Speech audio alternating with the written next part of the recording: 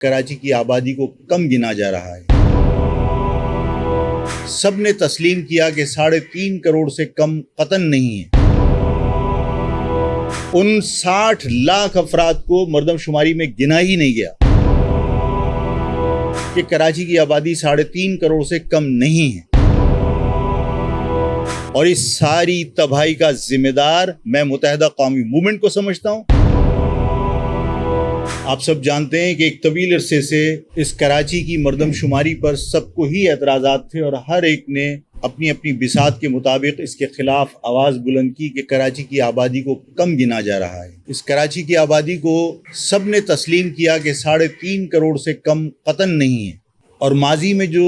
17 کی جو مردم شماری تھی اس میں آپ کو یاد ہوگا کہ میں نے پچھلی مرتبہ جب ہماری آپ کی اس سلسلے پہ بات ہوئی تو میں نے آپ سے عرض کیا تھا کہ ضرب عصب چل رہی تھی، اور اس ضرب عصب کی وجہ سے قبائلی علاقوں سے لوگوں کو کیمپوں میں منتقل کیا گیا تھا، اور جب یہ مردم شماری کا عمل شروع کیا گیا تو قبائل کے لوگوں نے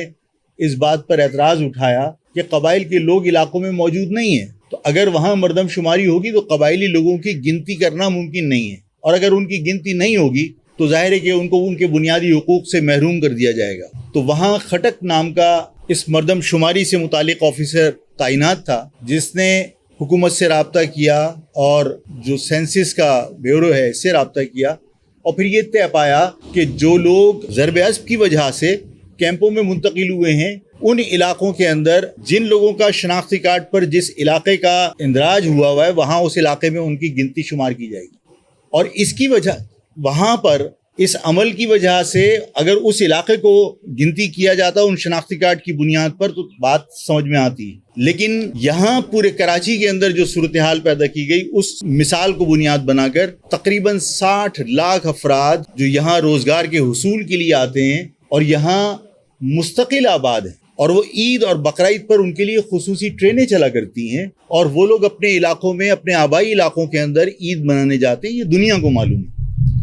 اور پورے سال یہاں مستقل آباد ہیں، یہاں کا انفراسٹرکچر یوز کرتے ہیں، یہاں کی بجلی اور یہاں کا پانی استعمال کرتے ہیں، یہاں روزگار کے مواقع انہیں میسر ہیں، یہاں پر وہ رہائش اختیار کرتے ہیں، سارا سیوریج کا سسٹم استعمال کرتے ہیں، یعنی پورا بنیادی انفراسٹرکچر وہ تمام لوگ استعمال کرتے ہیں جن کے شناختی کارڈ یا تو دادو کے ہیں، لاڑکانہ کے ہیں، گجر خان کے ہیں، لالا موسیٰ کے ہیں، لیکن وہ لوگ یہاں روزگار کے حصول کے لیے آئے ہوئے ہیں۔ ان 60 لاکھ افراد کو مردم شماری میں گنا ہی نہیں گیا۔ اس کے بعد باقاعدہ سرکار کے لوگوں نے یہ بات تسلیم کی ہے کہ 25 لاکھ سے زیادہ لوگ یہاں پر وہ لوگ آباد ہیں جو افغانستان سے کیمپوں میں انہیں پناہ دینے کے لیے لایا گیا تھا، اور وہ کراچی میں آ کے آباد ہیں، اور روزگار کے حصول کے لیے وہ سب کچھ کر گزرنے کو تیار ہیں۔ ان سارے حالات کے اندر جو بین الاقوامی سطح پر یہ اعداد و شمار کے ادارے ہیں،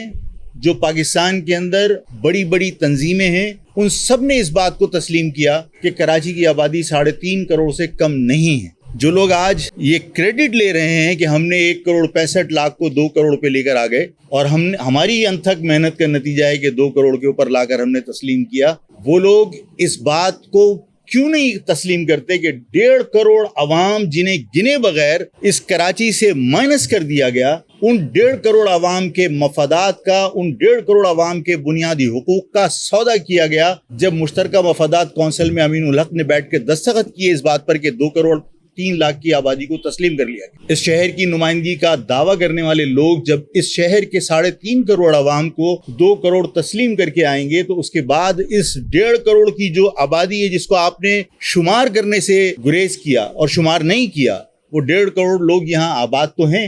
ان کے بنیادی حقوق کون کیسے فراہم کرے گا؟ NFC ایوارڈ میں آپ کی آبادی کے حساب سے حصہ ملنا ہے، آپ کی آبادی کے حساب سے ظاہر منصوبہ بندی ہونی ہے، چاہے پانی کا فراہمی کا معاملہ ہو، چاہے بجلی کی فراہمی کا معاملہ ہو، چاہے روزگار کی فراہمی کا معاملہ ہو، چاہے یہاں کے انفراسٹرکچر کو بہتر کرنے کے معاملات ہوں، سب آبادی کے تناسب سے ہی تو آپ منصوبہ بندی کریں گے۔ جب آپ کی آبادی ہی آپ نے 1.5 کروڑ کم گنی ہے تو یہاں منصوبہ بندی کیسے آپ درست کر سکتے ہیں؟ اور اس ساری تباہی کا ذمہ دار میں متحدہ قومی موومنٹ کو سمجھتا ہوں۔ متحدہ قومی موومنٹ نے ماضی میں بھی جو ہمارا بنیادی مسئلہ تھا کوٹا سسٹم، جس کے اوپر اسٹوڈنٹ آرگنائزیشن کے زمانے سے، اور اسٹوڈنٹ آرگنائزیشن جو بنی تھی APMSO بنی اسی وجہ سے کہ فارمیسی فیکلٹی کے اندر اندرون سندھ سے کم نمبروں پہ پاس ہونے والا شخص کوٹا سسٹم پہ آ کے ایڈمیشن لے لیا کرتا تھا، اور فرسٹ ڈویژن سے پاس ہونے والے لوگ اس شہر کے بچے یونیورسٹی میں ایڈمیشن نہیں لے سکتے تھے، جس کی وجہ سے پہلے ایکشن کمیٹی بنی اور بعد میں APMSO بنی۔ تو جب کوٹا سسٹم اس شہر کے میرٹ کے قتل کی بنیاد بنا تھا، اور ہم نے اپنے منشور میں اس کوٹا سسٹم کے خاتمے کو بنیادی حیثیت دی تھی،